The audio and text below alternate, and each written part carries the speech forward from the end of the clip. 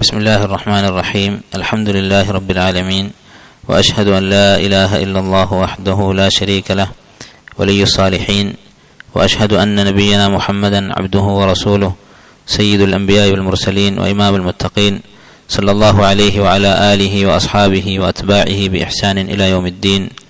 أما بعد. സഹോദരങ്ങളെ, നമുക്കറിയാം, കഴിഞ്ഞ ഏതാനും ദിവസങ്ങളായി ഫലസ്തീനിലെ നമ്മുടെ സഹോദരങ്ങളായ മുസ്ലിമീങ്ങൾ വലിയൊരു പരീക്ഷണത്തിലൂടെ കടന്നുപോയിക്കൊണ്ടിരിക്കുകയാണ്. അവർക്ക് വേണ്ടി ഏറ്റവും കുറഞ്ഞത് ദുആ ചെയ്യുക എന്നുള്ളത് നമ്മുടെ ബാധ്യതയാണ്.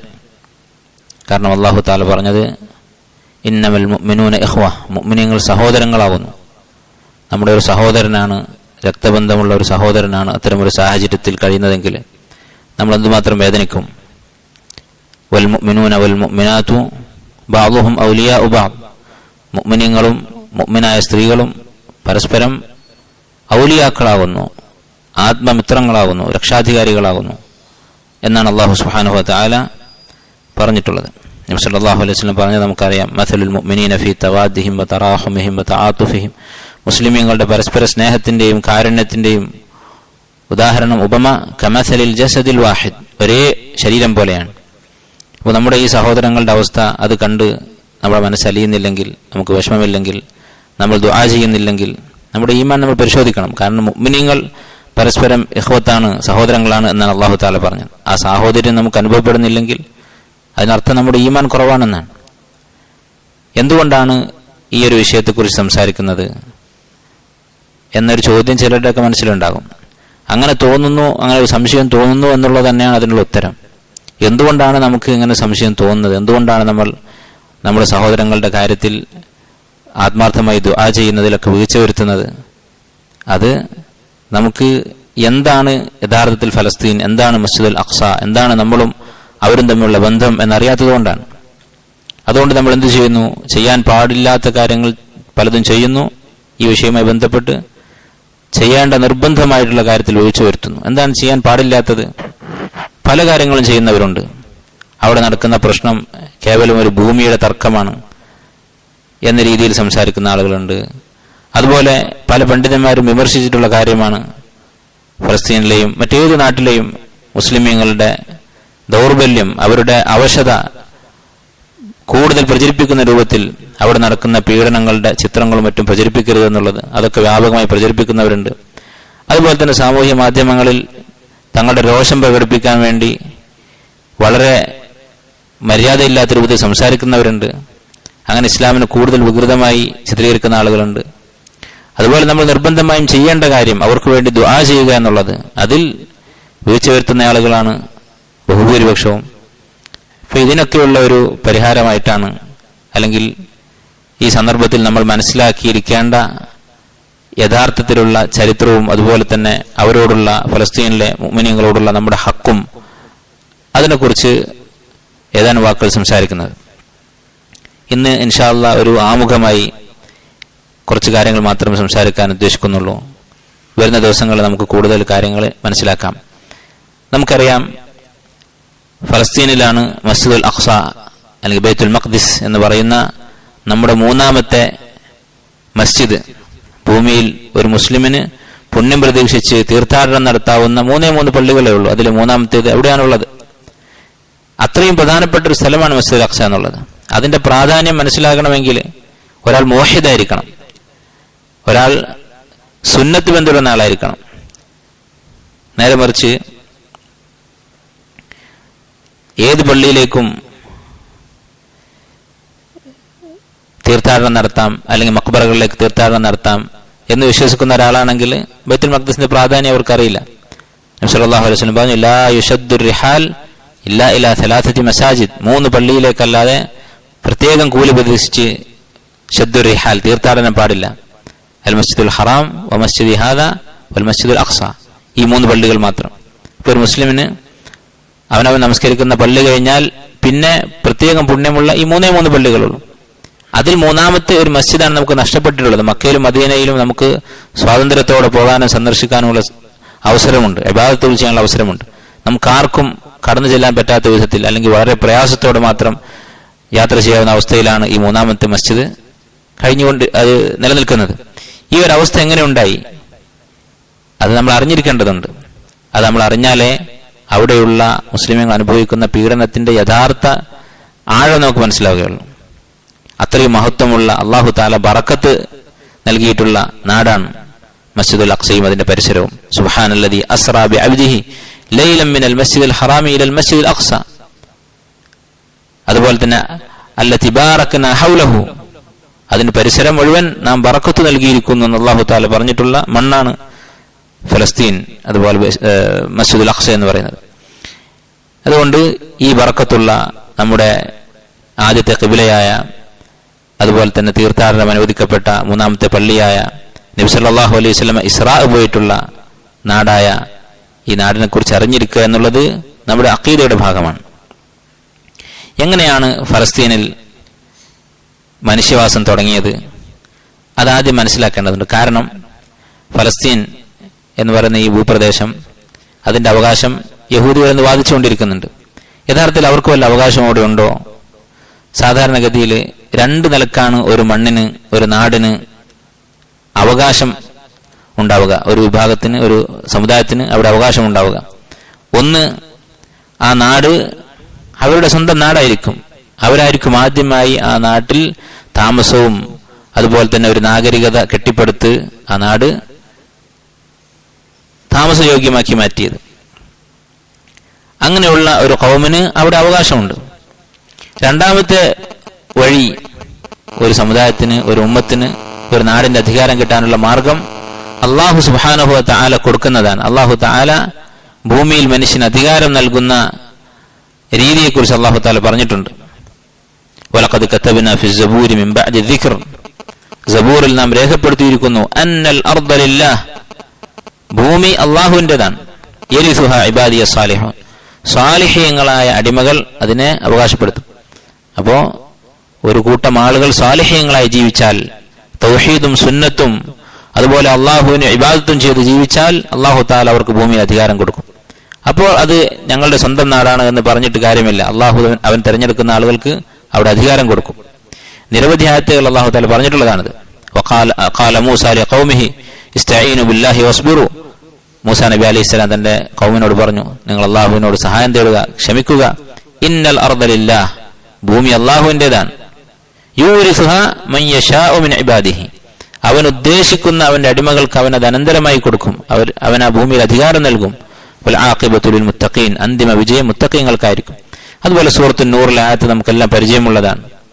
വഅദല്ലാഹു അല്ലദീന ആമനു മിൻകും വഅമിലുസ് സാലിഹാത്ത്, ഈമാനും അമൽ സാലിഹാത്തുമുള്ള ആളുകൾക്ക് അല്ലാഹു വാഗ്ദാനം ചെയ്തിരിക്കുന്നു. എന്താണ് വാഗ്ദാനം ചെയ്തിരിക്കുന്നത്?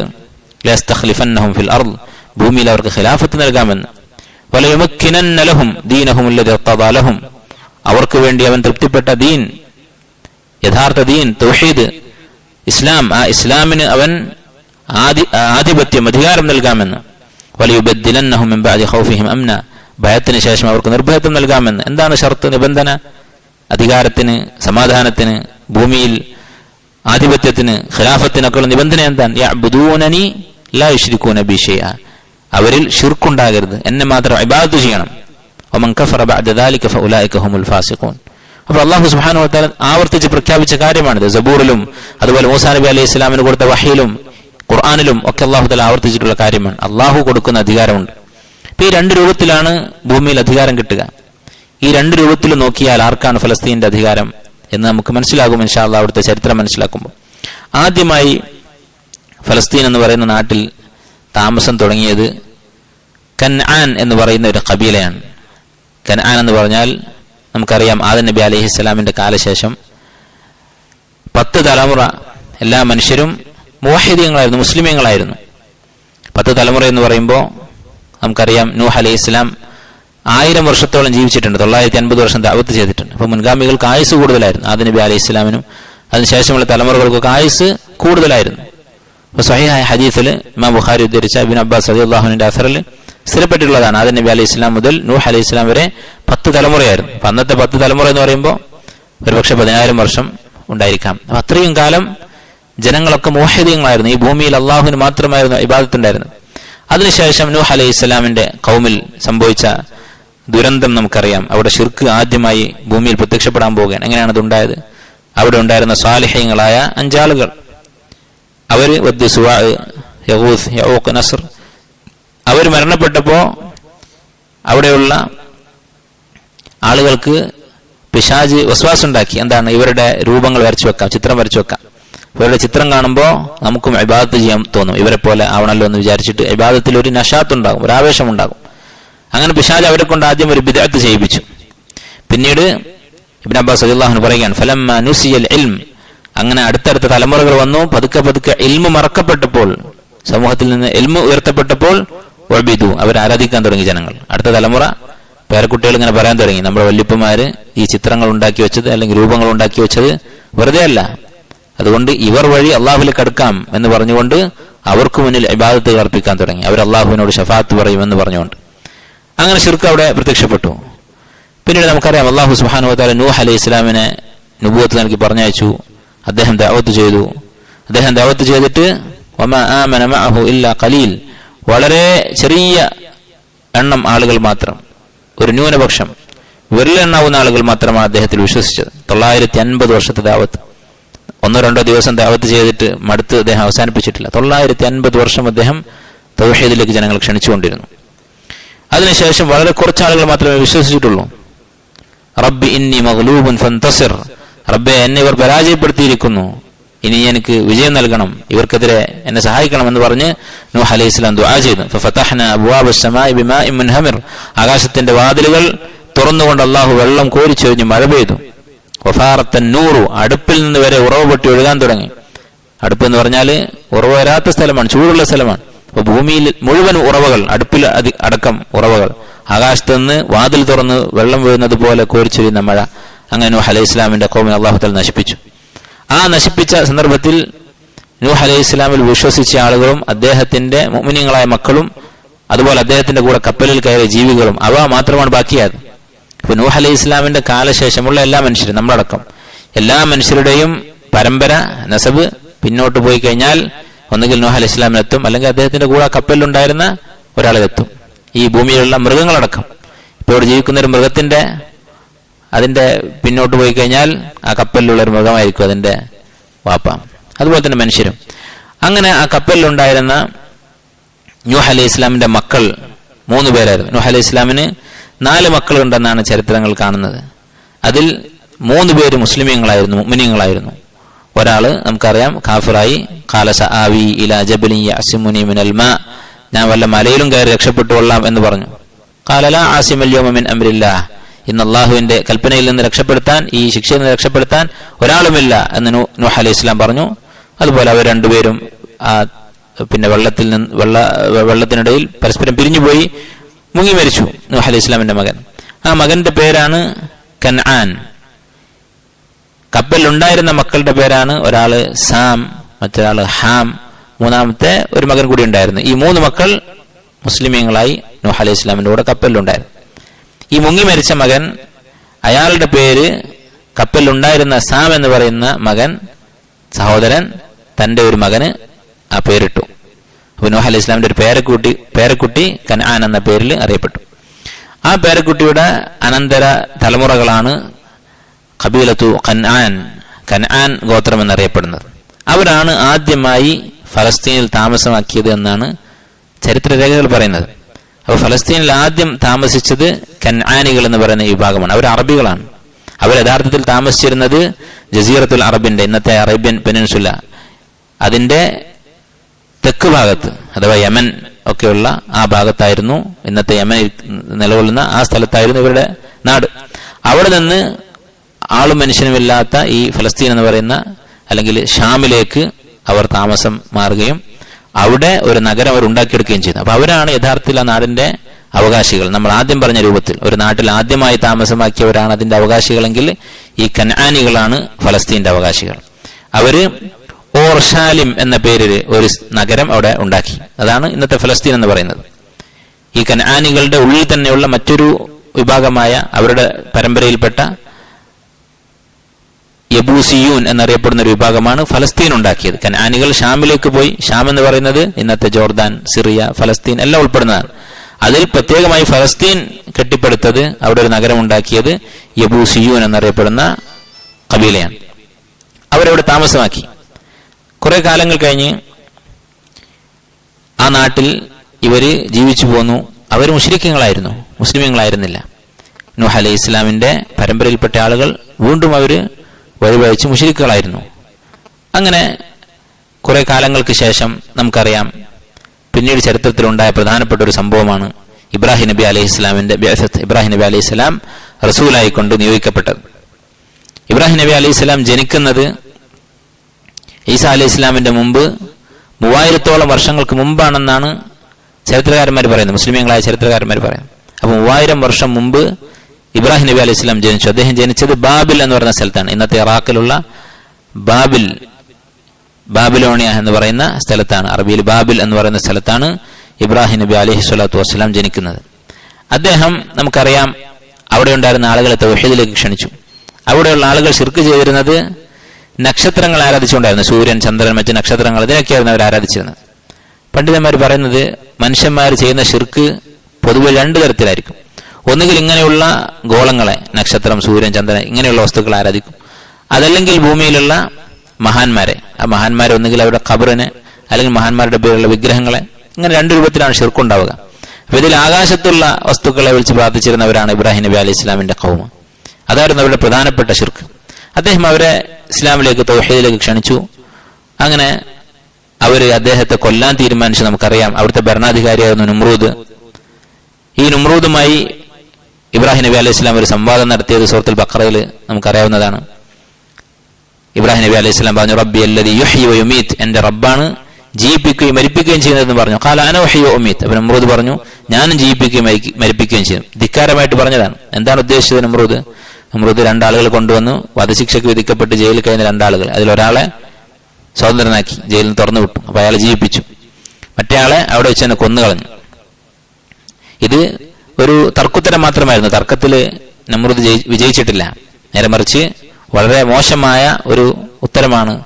അയാൾ പരാജയം മറച്ചു വെക്കാൻ ഇങ്ങനെ ഒരു ധിക്കാരം കാണിച്ചു എന്ന് മാത്രം. അപ്പൊ ഇബ്രാഹിം നബി അലൈഹി സ്വലാം അടുത്ത ചോദ്യം ചോദിച്ചു. ഈ ചോദ്യത്തിന് നമ്രൂദ് പറഞ്ഞ ഉത്തരം ശരിയായിട്ടല്ല, നേരെ മറിച്ച് അതിന്റെ ബുത്ലാൻ, അതിന്റെ നിരർത്ഥകത അത്രയും വ്യക്തമാണ്. അതുകൊണ്ട് അടുത്ത ചോദ്യം ഇബ്രാഹിം നബി അലൈഹി സ്വലാം ചോദിച്ചു. ഖാല ഫഇന്നല്ലാഹ യഅതി ബിശ്ശംസി മിനൽ മശ്രിഖ് ഫഅതി ബിഹാ മിനൽ മഗ്രിബ്, എന്റെ റബ്ബ് അല്ലാഹു സുബ്ഹാനഹു വ തആല സൂര്യനെ കിഴക്ക് നിന്ന് കൊണ്ടുവരുന്നു, ഉദിപ്പിക്കുന്നു, നീ അതിനെ പടിഞ്ഞാറ് നിന്ന് കൊണ്ടുവരിക എന്ന് പറഞ്ഞു. ഫബുഹിതല്ലദീ കഫർ, അവിടെ വെച്ച് ആ കാഫിറായ മനുഷ്യൻ നമ്രൂദ് വഷളായി എന്ന് അല്ലാഹു സുബ്ഹാനഹു വ തആല പറയുന്നു. അങ്ങനെ ഈ സംവാദത്തിനൊക്കെ ശേഷം പിന്നീട് ഇബ്രാഹിം നബി അലൈഹി സ്വലാം വിഗ്രഹങ്ങളെ തകർത്തതും ഒക്കെ നമുക്കറിയാം. അതിനുശേഷം ഇബ്രാഹിമിന്റെ ശല്യം കൊണ്ട് മുശ്രിക്കുകൾക്ക് അദ്ദേഹം ഒരു തലവേദനയായി മാറി. അവര് അദ്ദേഹത്തെ കൊല്ലാൻ തീരുമാനിച്ചു. വലിയൊരു തീ കത്തിച്ചു. അങ്ങനെ ആ തീയിന്റെ വലുപ്പം കൊണ്ട് അവർക്ക് അദ്ദേഹത്തെ അവിടെ കൊണ്ടുപോയി അതിൽ പ്രവേശിപ്പിക്കാൻ പോലും സാധിച്ചിരുന്നില്ല. അത്രയും ചൂടുണ്ടാ തീ. അത്രയും വലിയ ഒരു പ്രദേശം മുഴുവൻ തീ കത്തിച്ചു. എന്നിട്ട് കുറച്ച് ദൂരെ നിന്ന് അദ്ദേഹത്തെ അങ്ങോട്ട് വലിച്ചെറിയുകയാണ് ചെയ്തത് ഇബ്രാഹിം നബി അലൈഹി സ്വലാത്തു വസ്സലാം. ഫഖുൽനാ യാ നാറു കൂനി ബർദൻ വസലാമൻ അലാ ഇബ്രാഹിം, അല്ലാഹു തആല തീയിനോട് പറഞ്ഞു തണുപ്പായി മാറുക എന്ന് പറഞ്ഞു. അങ്ങനെ ഇബ്രാഹിം നബി അലൈഹി സ്വലാം തീയിൽ നിന്ന് പുറത്തു വന്നു. അവിടെ വെച്ച് ഇബ്രാഹിം അലൈഹി സ്വലാം തീരുമാനിച്ചു, ഈ നാട്ടുകാര് ദഅവത്ത് സ്വീകരിക്കുന്നില്ല, അവർ അദ്ദേഹത്തെ കൊല്ലാനാണ് നോക്കുന്നത്. അവരിൽ അദ്ദേഹത്തിന്റെ പ്രതീക്ഷ നഷ്ടപ്പെട്ടു. അങ്ങനെ അദ്ദേഹം ഹിജ്റ പോകാൻ തീരുമാനിച്ചു. അദ്ദേഹം ഹിജ്റ പോയത് ഫലസ്തീനിലേക്കാണ്. അങ്ങനെ ഫലസ്തീനിൽ ഇബ്രാഹിം നബി അലൈഹി സ്വലാം താമസമാക്കി. ഫലസ്തീനിൽ നടന്ന 2ാമത്തെ പ്രധാനപ്പെട്ട സംഭവം, ഈ കനാനികൾ വന്ന് അവിടെ താമസമാക്കിയത് കഴിഞ്ഞാൽ പിന്നെ നടന്ന പ്രധാനപ്പെട്ട സംഭവമാണ് ഇബ്രാഹിം നബി അലൈഹി സ്വലാത്തു വസ്സലാം ഫലസ്തീനിലേക്ക് വന്നു. അദ്ദേഹത്തിന്റെ ഭാര്യ സാറ അലൈഹിസ്സലാം അവർ അദ്ദേഹത്തിന്റെ കൂടെ ഉണ്ടായിരുന്നു. പിന്നീട് ഒരിക്കൽ ഫലസ്തീനിൽ നിന്ന് അദ്ദേഹം ദഅവത്തിന് വേണ്ടി ഈജിപ്തിലേക്ക് പോയിട്ടുണ്ട് ഇബ്രാഹിം നബി അലൈഹി സ്വലാം. അതൊക്കെ ചരിത്രത്തിൽ ഹദീസുകളൊക്കെ വന്നിട്ടുള്ളതാണ്. സ്വഹീഹായ ഹദീസുകൾ ബുഖാരിയിലും മുസ്ലിമിലും ഒക്കെ വന്നിട്ടുള്ള സംഭവങ്ങളാണ്. മിസ്രിലേക്ക് അദ്ദേഹം പോയി. മിസ്രിലെ ഒരു ഭരണാധികാരി അദ്ദേഹത്തെ പിടികൂടി. അങ്ങനെ അദ്ദേഹത്തിന്റെ ഭാര്യ സാറയെ ബലാത്സംഗം ചെയ്യാൻ ശ്രമിച്ചു. നഊദുബില്ലാ. അവിടെ വെച്ച് അവർ പ്രാർത്ഥിച്ചു. സാറ അള്ളാഹുവിനോട് ദുആ ചെയ്തു ഈ പിശാചിന്റെ ശിറിൽ നിന്ന് രക്ഷപ്പെടുത്താൻ വേണ്ടി. അങ്ങനെ ഈ മിസ്രിലെ ഭരണാധികാരി അദ്ദേഹം അവിടെ മരവിച്ചു പോയി. അദ്ദേഹത്തിന് കൈയും കാലവും നനക്കാൻ പറ്റാതെ. ഇങ്ങനെ 2-3 പ്രാവശ്യം ഇത് ആവർത്തിച്ചു. അപ്പോ അയാൾ പറഞ്ഞു, നീ അള്ളാഹുവിനോട് ദുആ ചെയ്യണം എന്നെ രക്ഷപ്പെടുത്താൻ വേണ്ടി. നിന്നെ വെറുതെ വിടാമെന്ന് പറഞ്ഞു. അങ്ങനെ സാറ ദുആ ചെയ്യുകയും ഈ ഭരണാധികാരി രാജാവ് പൂർവ്വസ്ഥിതിയിലാവുകയും ചെയ്തു.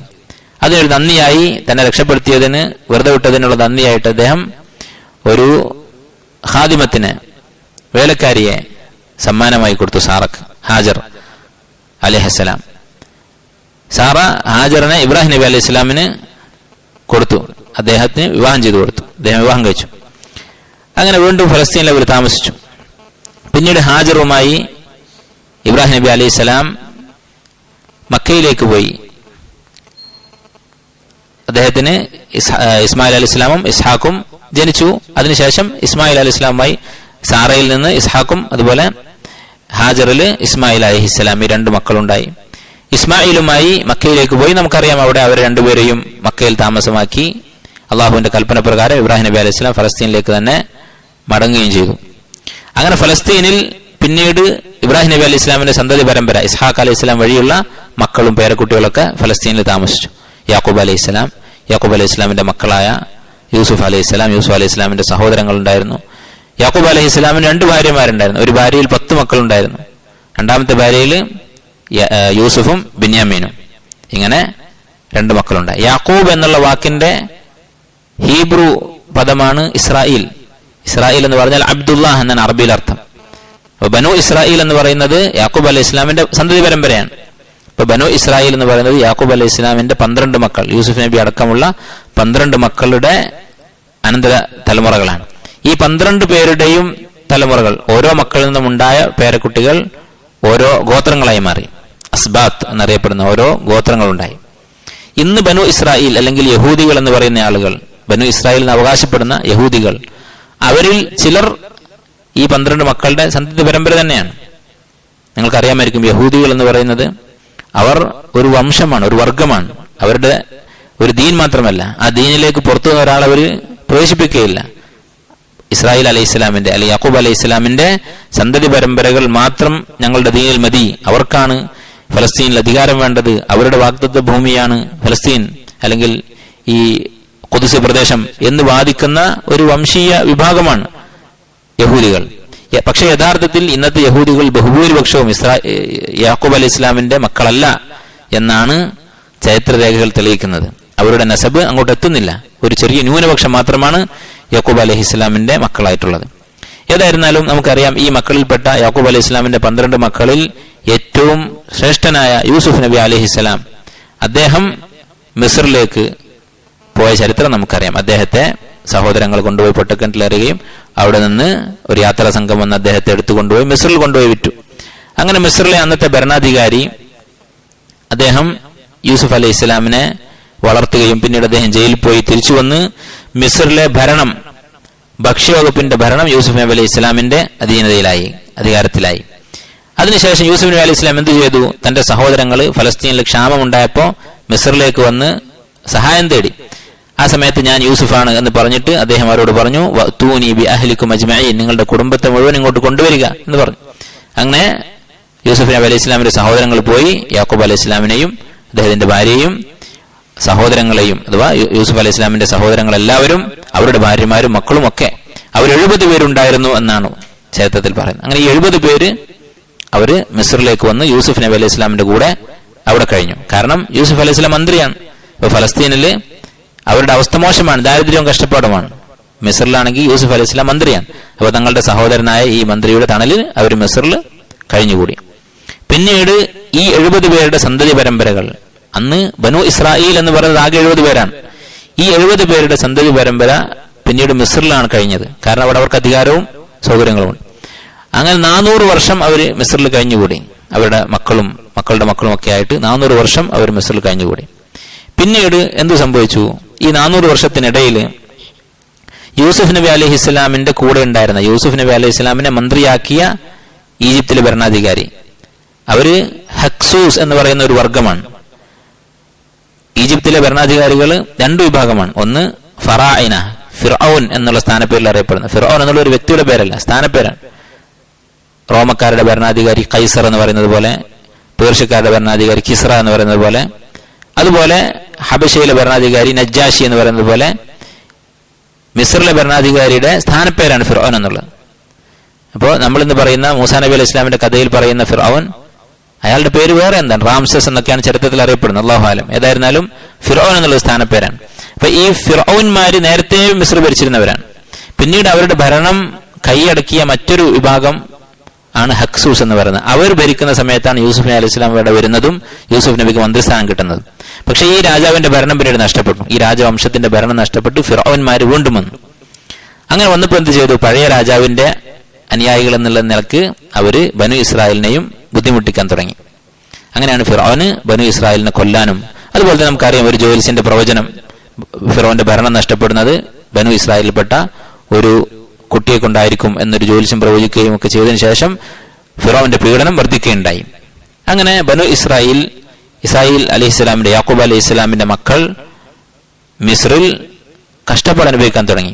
മൂസാ നബി അലൈഹി സ്വലാം വന്നു. നമുക്ക് ചരിത്രം അറിയാവുന്നതാണ്. മൂസാ നബി അലൈഹി സ്വലാം അവരെ ചെങ്കടൽ പിളർത്തി ഫിർഔനെ അല്ലാഹു തആല നശിപ്പിച്ച് അങ്ങനെ അവർ കടൽ കടന്ന് ഫലസ്തീനിലേക്ക് പോവുകയാണ്. അള്ളാഹുവിന്റെ കൽപ്പന ഉണ്ടായിരുന്നു അവർക്ക് ഫലസ്തീനിൽ പോകാൻ വേണ്ടി, ഇവരുടെ അടിസ്ഥാനം തുടങ്ങിയ ഫലസ്തീനിലേക്ക് തന്നെ തിരിച്ചു പോകാൻ വേണ്ടി. ആ മണ്ണ് അള്ളാഹു അവർക്ക് വാഗ്ദാനം ചെയ്തിരുന്നു. ഫലസ്തീനിൽ നിങ്ങൾ പോവുക എന്ന് അല്ലാഹു തആല വഹി കൊടുത്തിരുന്നു. അങ്ങനെ ഫലസ്തീനിലേക്ക് പോകുന്ന വഴിയിൽ പല അക്രമവും ഈ ബനു ഇസ്രായേൽ ചെയ്യുന്നുണ്ട്. കടൽ പിളർത്തി പുറത്തു വന്ന ഉടനെ തന്നെ അവർ യാത്രയുടെ ഇടയിൽ വഴിയിൽ മുശ്രിക്കുകളായ കുറെ ആളുകൾ കണ്ടു, ബിംബം ആരാധിക്കുന്ന ആളുകൾ. ഖാലു ഇജ്അൽ ലനാ ഇലാഹൻ കമാ ലഹും ആലിഹ ഖാല ഇന്നകും ഖൗമുൻ തജ്ഹലൂൻ. മൂസാ നബി അലൈഹി ഇസ്ലാമിനോട് ഞങ്ങൾക്കും വേണം ഒരു ബിംബം ആരാധിക്കാനെന്ന് അവർ പറഞ്ഞു. അത്രമാത്രം നന്ദികൾ അവർ കാണിച്ചിട്ടുണ്ട്. പിന്നീട് ഫലസ്തീനിലെത്തിയപ്പോൾ അവിടെ മുശ്രിക്കുകളായ ആളുകളുണ്ട്. മുശ്രിക്കുകളായ ആളുകൾ അവിടെ ജീവിക്കുന്നുണ്ട്. അപ്പോ ഇവരെ യുദ്ധം ചെയ്ത് കീഴടക്കിയിട്ട് ഫലസ്തീനിൽ താമസിക്കണമെന്നാണ് അല്ലാഹു തആല വഹി കൊടുത്തത് മൂസാ നബി അലൈഹി ഇസ്ലാമിന്. യുദ്ധം ചെയ്താൽ അള്ളാഹുവിന്റെ സഹായം ഉണ്ടാകും, അവരെ കീഴടക്കി അവിടെ നിങ്ങൾക്ക് ജീവിക്കാം എന്നാണ് വാഗ്ദാനം. പക്ഷേ നമുക്കറിയാം അവർ പറഞ്ഞത് എന്താണ്? മൂസാ നബി അലൈഹി ഇസ്ലാമിനോട് പറഞ്ഞത്, ഇദ്ഹബ് അൻത വറബ്ബുക ഫഖാതില ഇന്നാ ഹാഹുനാ ഖാഇദൂൻ. നീയും നിന്റെ റബ്ബും പോയി യുദ്ധം ചെയ്തു കൊള്ളുക. അവിടെ നന്ദികേടും ധിക്കാരം നോക്കൂ. അൻത വറബ്ബുക എന്നാ പറഞ്ഞത്, നീയും നിന്റെ റബ്ബും, നമ്മുടെ റബ്ബൊന്നും കൂടെയല്ല. അങ്ങനെ ധിക്കാരം കാണിച്ചു അവര്. മൂസാ നബി അലൈഹി ഇസ്ലാമിനോട് പോയി യുദ്ധം ചെയ്യാൻ പറഞ്ഞു. അതിനുള്ള ശിക്ഷയായിട്ട് അല്ലാഹു തആല എന്ത് ചെയ്തു? അവർക്ക് അല്ലാഹു ഒരു ശിക്ഷ കൊടുത്തു. അതെന്താണ്? ഈ ഫലസ്തീൻ എന്ന് പറയുന്ന വാഗ്ദത്ത ഭൂമിയിലേക്ക് അവർക്ക് പ്രവേശിക്കാൻ സാധിക്കുകയില്ല. 40 വർഷം ഭൂമിയിൽ അലഞ്ഞു തിരിഞ്ഞ് നടക്കാൻ അവരോട് പറഞ്ഞു. അങ്ങനെ 40 വർഷം അവർ മരുഭൂമിയിൽ, മിസ്റിന്റെയും ഫലസ്തീന്റെയും നടുവിലുള്ള സീന എന്ന് പറയുന്ന മരുഭൂമിയിൽ അലഞ്ഞു തിരിഞ്ഞ് നടന്നു. അവർക്ക് താമസിക്കാൻ ഒരു സ്ഥലമില്ലാതെ അവരവിടെ കഴിഞ്ഞുകൂടി. ആ അലച്ചിലിനിടയിലാണ് ഹാറൂൻ അലൈഹിസ്സലാം മരണപ്പെടുന്നത്. അതുപോലെ മൂസാ നബി അലൈഹി സ്വലാം അവിടെ ആ 40 വർഷത്തിനിടയിലാണ് മരണപ്പെടുന്നത്. അപ്പൊ മൂസാ നബി അലൈഹി ഇസ്ലാമിന്റെ ജീവിതകാലത്ത് അവർക്ക് ഫലസ്തീനിൽ പ്രവേശിക്കാൻ സാധിച്ചിട്ടില്ല. പിന്നീട് മൂസാ നബി അലൈഹി ഇസ്ലാമിന്റെ വഫാത്തിന് ശേഷം അവർക്കിടയിൽ നിയോഗിക്കപ്പെട്ട ഒരു നബിയാണ് യൂഷ ഇബ്നു നൂൻ അലൈഹിസ്സലാം എന്ന് പറയുന്ന നബി. അദ്ദേഹത്തിന്റെ ചരിത്രം ഹദീസുകൾ കാണാം. യൂഷ ഇബ്നു നൂൻ അദ്ദേഹം ഈ മരുഭൂമിയിൽ അലയുന്ന ബനു ഇസ്രായേലിനെ സംഘടിപ്പിച്ച് വീണ്ടും ഫലസ്തീനിൽ പ്രവേശിച്ചു.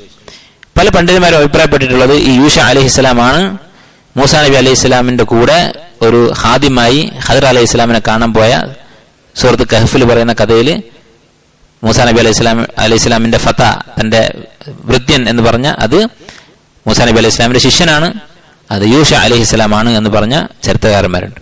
അങ്ങനെ അദ്ദേഹത്തിന്റെ കാലത്താണ് വീണ്ടും ഒരു യുദ്ധം ഉണ്ടാവുകയും അങ്ങനെ ഫലസ്തീൻ കീഴടക്കി അവിടെ ബനു ഇസ്രായേൽ താമസമാക്കുകയും ചെയ്യുന്നത്. അപ്പൊ ഇതാണ് പ്രധാനപ്പെട്ട സംഭവം. ഇത് നിങ്ങൾ ആലോചിച്ച് നോക്കൂ. ഇവിടെ അല്ലാഹു സുബ്ഹാനഹു വ തആല ബനു ഇസ്രായേലിന് കൊടുത്തത് തന്നെയാണ് ഫലസ്തീൻ. പക്ഷെ എങ്ങനെയാണ് കൊടുത്തത്? അവരുടെ വാസസ്ഥലം, അവര് കടന്നു ചെന്ന് വെട്ടിത്തെളിച്ചുണ്ടാക്കിയ ഭൂമി എന്ന നിലക്കാണോ? അല്ല. അങ്ങനെ ആയിരുന്നെങ്കിൽ ആ നാടിന്റെ അവകാശി കനാൻ ഗോത്രക്കാരായിരുന്നു, അവർ അറബികളാണ്. നേരെ മറിച്ച് ബനു ഇസ്രായേലിന് അല്ലാഹു തആല കൊടുത്തത് എപ്പോഴാണ്? യൂഷ ഇബ്നു നൂൻ അലൈഹി ഇസ്ലാമിന്റെ കയ്യിലൂടെ ജിഹാദിന്റെ ഫലമായി. നേരത്തെ നമ്മൾ പറഞ്ഞതുപോലെ ഇന്നൽ അർദ ലില്ലാഹി യരിസുഹാ ഇബാദിയസ് സാലിഹൂൻ, അന്നൽ അർദ ലില്ലാഹി യരിസുഹാ ഇബാദിയസ് സാലിഹൂൻ.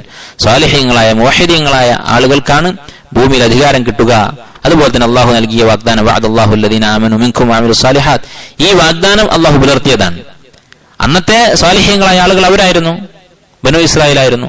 ചില യഹൂദികൾ പറയും ഖുർആനിൽ തന്നെ ഞങ്ങളുടെ മഹത്വം പറഞ്ഞിട്ടുണ്ട്, നിങ്ങളത് മൂടി വെക്കുന്നതാണ്. ഖുർആനിൽ പറയുന്നുണ്ട്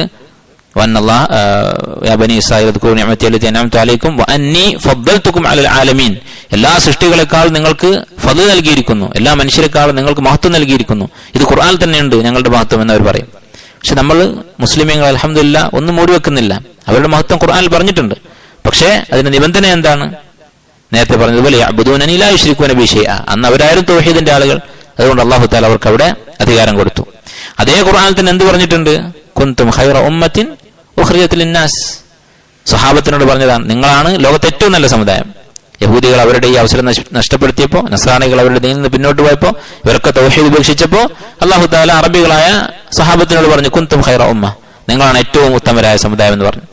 അപ്പൊ തൗഹീദാണ്, അതുപോലെ സ്വലാഹ്, ഒരു മനുഷ്യന്റെ ദീനി നിഷ്ഠയാണ് ഈ ഫലസ്തീൻ എന്ന് പറയുന്ന ഭൂമി അവിടെ അല്ലാഹു തആല അധികാരം കൊടുക്കാൻ മാനദണ്ഡമാക്കിയിട്ടുള്ളത്. അതുള്ളത് കൊണ്ടാണ് യൂശ അലൈഹി ഇസ്ലാമിന്റെ നേതൃത്വത്തിൽ ബനു ഇസ്രായേലിന് അവിടെ കയറി താമസിക്കാൻ സാധിച്ചത്. അതില്ലാതിരുന്നത് കൊണ്ടാണ്, ധിക്കാരം കാണിച്ചത് കൊണ്ടാണ് മൂസാ നബി അലൈഹി ഇസ്ലാമിന്റെ കൂടെ ഉണ്ടായിരുന്ന ബനു ഇസ്രായേലിന് അവിടെ പ്രവേശിക്കാൻ സാധിക്കാതിരുന്നത്. അവർ ഭൂമിയിലൂടെ അലഞ്ഞു തിരിഞ്ഞ് നടക്കേണ്ടി വന്നത്. അപ്പൊ ഫലസ്തീൻ എന്ന് പറയുന്നത് അല്ലാഹു തആല മുവഹിദീങ്ങൾക്ക് വാഗ്ദാനം ചെയ്തിട്ടുള്ള മണ്ണാണ്. തൗഹീദും ദീനും ഇബാദത്തും എപ്പോഴൊക്കെ ഉണ്ടായോ അന്ന് അല്ലാഹു തആല അവർക്ക് അധികാരം കൊടുത്തിട്ടുണ്ട്. പിന്നീട് അത് തന്നെയാണ് സംഭവിച്ചത്. അപ്പൊ ചരിത്രം ഇനി ഒരുപാട് കടന്നു പോകാനുണ്ട്. ഇനി ഈസാ അലൈഹി ഇസ്ലാമിന്റെ ചരിത്രമുണ്ട്, ദാവൂദ് അലൈഹി ഇസ്ലാം അവിടെ കടന്നുപോയിട്ടുണ്ട്. അതിനുശേഷം മുഹമ്മദ് നബി സല്ലല്ലാഹു അലൈഹി വസല്ലമയുടെ ഇസ്രായേലിന്റെ ചരിത്രമുണ്ട്. ഇതൊക്കെ ഇൻഷാ അല്ലാഹ് വരുന്ന ദിവസങ്ങൾ പറയാം. ഇന്ന് നമ്മൾ പറഞ്ഞതിന്റെ ചുരുക്കം, ഒരു മണ്ണ് എന്നുള്ള നിലക്ക് ഒരു നാട് അവിടെ ആദ്യമായി കടന്നു വന്ന് അവിടെ ഒരു താമസയോഗ്യമായ പ്രദേശമാക്കി മാറ്റി എന്നതിന്റെ അടിസ്ഥാനത്തിലാണ് അധികാരമെങ്കിൽ ഫലസ്തീൻ അതിന്റെ അവകാശം അറബികളായ ഈ കനാൻ എന്ന് പറയുന്ന കബീലക്കാണ്. പഴയ കാലത്ത് കഴിഞ്ഞുപോയ ഈ ഭാഗത്തിനാണ്. ബനി ഇസ്രായേൽ എന്ന് പറയുന്നത് അവിടെ ഹിജറ വന്ന ഇബ്രാഹിം അലൈഹി ഇസ്ലാമിന്റെ സന്തതി പരമ്പരയാണ്, അവരാ നാട്ടുകാരല്ല. അതുപോലെ തന്നെ രണ്ടാമത്തെ കാര്യം, അല്ലാഹു സുബ്ഹാനഹു വ തആല ഫലസ്തീന്റെ അധികാരം, ആ പുണ്യമുള്ള നാടിന്റെ അതിന്റെ അധികാരവും അവിടെ താമസിക്കാനുള്ള അവകാശവും അല്ലാഹു തആല നിശ്ചയിച്ചിട്ടുള്ളത് ഈമാനും തഖ്വയുമുള്ള സ്വാലിഹ്യങ്ങളായ ആളുകൾക്കാണ്. അത് നമുക്ക് ഉമർ ഇബ്നു ഖത്താബ് റളിയല്ലാഹു അൻഹുവിന്റെ കാലത്തുള്ള ഫത്ഹിന്റെ ചരിത്രം പറയുമ്പോൾ വ്യക്തമാകും. ബനു ഇസ്രായേൽ അവരുടെ കയ്യിൽ നിന്ന് പിന്നീട്, അല്ലെങ്കിൽ യഹൂദികളുടെ കയ്യിൽ നിന്ന് ഫലസ്തീൻ നഷ്ടപ്പെട്ട്, ബൈത്തുൽ മഖ്ദിസ് നഷ്ടപ്പെട്ട് നസ്രാണികളുടെ കയ്യിൽ ഇരിക്കുന്ന സമയത്താണ് ഉമർ റളിയല്ലാഹു അൻഹു കീഴടക്കുന്നത്. ആ സമയത്ത് ഉമർ റളിയല്ലാഹു അൻഹുവിന്റെ കാലത്ത് ബൈത്തുൽ മഖ്ദിസ് കീഴടക്കാൻ വേണ്ടി യുദ്ധം ചെയ്തത്, മുസ്ലിമീങ്ങളുടെ അമീറായിട്ട് പോയത് ഖാലിദ് ബിൻ വലീദും Abu Ubaida Amir bin Jarrah റളിയല്ലാഹു അൻഹും, അവർ രണ്ടുപേരായിരുന്നു. അവിടെ ഇവർ ചെന്നപ്പോ ബൈത്തുൽ മഖ്ദിസിന്റെ താക്കോൽ വാങ്ങാൻ പോവുകയാണ്. ആ സംഭവം മനസ്സിലാക്കിയാൽ എത്രമാത്രം അല്ലാഹു സുബ്ഹാനഹു വ തആല ദീനുമായി ഈ ഭവനത്തെ ബന്ധിപ്പിച്ചിട്ടുണ്ടെന്ന് നമുക്ക് മനസ്സിലാകും, ആ നാടിനെ ബന്ധിപ്പിച്ചിട്ടുണ്ടെന്ന് മനസ്സിലാകും. ബൈത്തുൽ മഖ്ദിസിന്റെ താക്കോൽ വാങ്ങാൻ വേണ്ടി ഖാലിദ് ബിൻ വലീദും അബൂ ഉബൈദ റളിയല്ലാഹു അൻഹുവും കൂടി പോകും. അവിടെയുള്ള ക്രിസ്ത്യൻ അല്ലെങ്കിൽ നസ്രാനി പുരോഹിതന്മാരുടെ അടുത്ത് നിന്നാണ് താക്കോൽ വാങ്ങേണ്ടത്. അപ്പോൾ ഇഞ്ചീലിൽ, ബൈബിളിൽ പറഞ്ഞിട്ടുണ്ട്, പിൽക്കാലത്ത് അറബിയായ നബി വരും, ഇസ്മായിൽ അലൈഹി ഇസ്ലാമിന്റെ സന്തതി പരമ്പരയിൽപ്പെട്ട നബി വരും, അദ്ദേഹത്തിന്റെ കാലശേഷം അദ്ദേഹത്തിന്റെ അനുയായികൾ വന്ന് ബൈത്തുൽ മഖ്ദിസിന്റെ താക്കോൽ വാങ്ങും എന്ന കാര്യം. അവരുടെ ലക്ഷണങ്ങൾ, അവരുടെ വിശേഷണങ്ങൾ എന്താണെന്ന് ഇഞ്ചീലിൽ പറഞ്ഞിട്ടുണ്ട്. അത് കാത്തു നിൽക്കുകയാണ് നസ്രാനികളായ പുരോഹിതന്മാർ. കാരണം അവർക്ക് ബൈത്തുൽ മഖ്ദിസിന് വേണ്ട അത്ര പ്രാധാന്യം കൊടുക്കുന്നില്ല. അവർക്ക് കൂടുതൽ പ്രധാനം ബൈത്തുൽ മഖ്ദിസിന്റെ പരിസരത്ത് മറിയം അലൈഹിസ്സലാം ജീവിച്ചിരുന്ന ഒരു കുടിലുണ്ടായിരുന്നു. ആ കുടിൽ കെട്ടിപ്പൊക്കി അത് വലിയ ചർച്ചയാക്കിയിട്ട് അവിടെയായിരുന്നു അവർ ഇബാദത്ത് ചെയ്തിരുന്നത്. അവര് കനീസത്തുൽ ഖിയാമ എന്ന് പറയുന്ന ഒരു കനീസ ഉണ്ടായിരുന്നു അവർക്ക്. അവർ ബൈത്തുൽ മഖ്ദിസ് ഒരു മാലിന്യ കൂമ്പാരമാക്കി ഒഴിച്ചിട്ടിരിക്കുകയായിരുന്നു. അവിടെ ഒരു ഇബാദത്ത് നടക്കുന്നുണ്ടായിരുന്നില്ല. അതുകൊണ്ട് തന്നെ ബൈത്തുൽ മഖ്ദിസിന്റെ താക്കോൽ കൊടുക്കാൻ അവർ റെഡിയായിരുന്നു. അവർക്കതിന് പ്രാധാന്യമില്ല. താക്കോൽ വാങ്ങാൻ വേണ്ടി ഖാലിദ് ബിൻ വലീദ് വരുന്ന സമയത്ത് ഒരു നസ്രാനി പുരോഹിതൻ പറഞ്ഞു, നിനക്കല്ല താക്കോൽ തരേണ്ടത്, നിങ്ങൾക്ക് രണ്ടുപേർക്കുമല്ല ഈ താക്കോൽ ഞങ്ങൾ തരേണ്ടത്. കാരണം ഇഞ്ചിയിൽ പറഞ്ഞ പ്രവചനപ്രകാരം ഉള്ള ആളുകളല്ല നിങ്ങൾ രണ്ടുപേരും.